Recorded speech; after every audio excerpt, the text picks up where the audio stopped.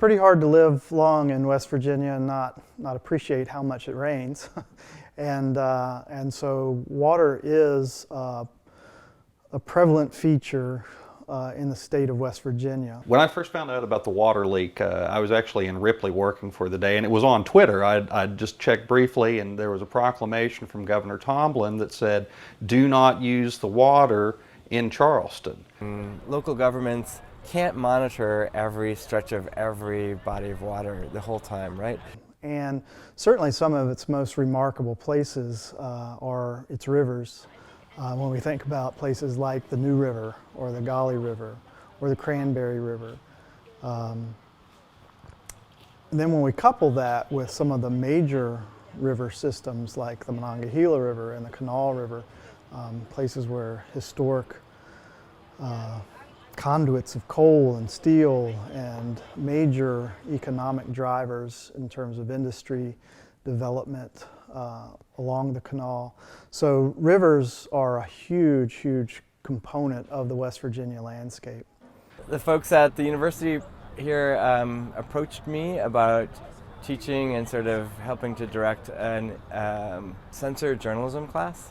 I've been doing some censor journalism projects in the past, and they thought that would be fun. And I actually thought that the best way to do this class would be to use a new DIY almost sensor, cheap water sensor. But a whole bunch of citizens with pretty cheap sensors and Gatorade bottles could, right? At this point, it's really just about detecting, is something different? Is something weird? Is the water unusually warm? Is it unusually conductive? And then it would be time to come in with test tubes and vials of water and go test it, find out, get the experts in and find out. But again, until the public becomes aware of what's around them, the science has less value. And so one of the really exciting things about this project in the College of Media is that it's taking a step. Maybe it's a small step for science discovery, but it's a huge step in linking people to the science.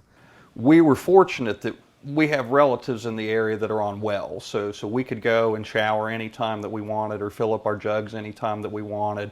We're also, probably a little bit better prepared than the average Joe for an incident like this, but seeing the infrastructure come into place basically for emergency water rationing was interesting, not only because no one was prepared for it, but also trying to fathom what it was like to be completely cut off, to not have an appropriate supply of drinking water, or to only have to be able to shower in a public space every couple of days if you're lucky.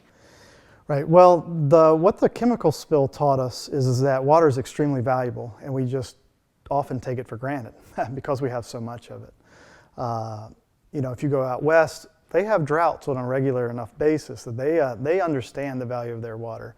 The countryside is so beautiful here, and when we were thinking about what kind of censor journalism to do, water was definitely it. I mean, it was so fresh in the mind at the time that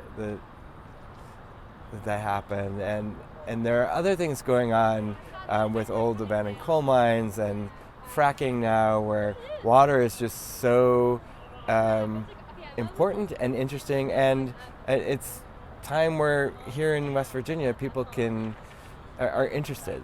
West Virginia's water infrastructure is in critical need of upgrade. We're at a point where we're going to have to make the decision as a state whether or not we want to be viable into the 21st century